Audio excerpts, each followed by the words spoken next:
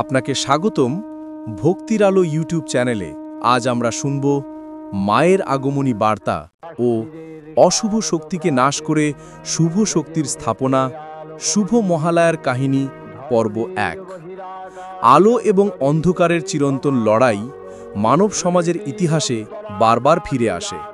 কখনো অসুর শক্তি মাথাচাড়া দিয়ে ওঠে, আবার কখনো সেই অশুভ শক্তির বিনাশ ঘটিয়ে শুভ শক্তির জয়ধ্বনি ধ্বনিত হয়।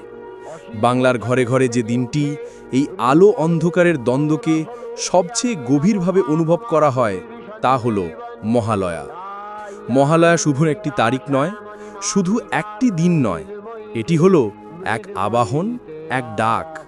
এটি হলো মহাশক্তির আহ্বান, মায়ের আগমনের গান। মহালয়ার দিন ভোর হতে না হতেই আকাশে শঙ্খধ্বনি ভেসে ওঠে, ঢাকের বাদ্যি বাজে, সর্বত্র এক অদ্ভুত আবেশ ছড়িয়ে পড়ে। আকাশে ভোরের আভা, বাতাসে শরতের গন্ধ, আর মানুষের হৃদয়ে এক অদ্ভুত শিহরণ। মহালয়া যেন ঘোষণা করে, আসছে মা, আসছে দুর্গা। বাংলার মানুষের মনে মহালয়া এক বিশেষ আবেগের নাম। ভোরবেলা এডিওতে যে মহিষাসুর মর্দিনী শোনার সেই আবহ এখনও হাজারো মানুষকে শিহরিত করে তোলে। বীরেন্দ্রকৃষ্ণ ভদ্রের সেই অমর কণ্ঠ, দেবী দুর্গার মহিমা আর অসুরবধের কাহিনী, সব মিলিয়ে মহালয়া এক অপূর্ব অভিজ্ঞতা। কিন্তু মহালয়া শুধু সঙ্গীত বা আবৃত্তির আবহেই সীমাবদ্ধ নয়। এর গভীরে রয়েছে পুরাণ সমৃদ্ধ গল্প, যা আমাদের শেখায় জীবনের বড় শিক্ষা। মহালয়া জানায়, অশুভ যতই প্রবল হোক, শুভের জয় অবশ্যম্ভাবী। মহালয়া স্মরণ করায় অহংকার, লোভ, কামনা মানুষকে ধ্বংসের পথে নিয়ে যায়। মহালয়া শেখায় সত্য, ভক্তি আর শক্তির মিলনেই জীবনে আলোর সূচনা ঘটে।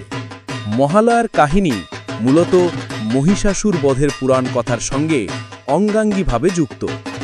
অসুররাজ মহিষাসুর তার তপস্যা দিয়ে অমিত বর লাভ করেছিল, ফলে দেবতারা তার বিরুদ্ধে অসহায় হয়ে পড়ে। তখন দেবতাদের শক্তি মিলিয়ে জন্ম নিলেন অদ্বিতীয়া এক দেবী, মহাশক্তি দুর্গা।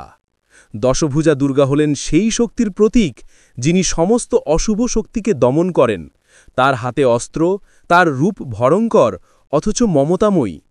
তিনি কেবল যুদ্ধ করেন না, তিনি মানব মনের অন্ধকারও দূর করেন।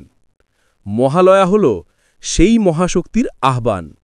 এই দিনে দেবীপক্ষেও সূচনা হয়, পিতৃপক্ষ সমাপ্ত হয়, আর সূচনা হয় দেবীর আগমনের।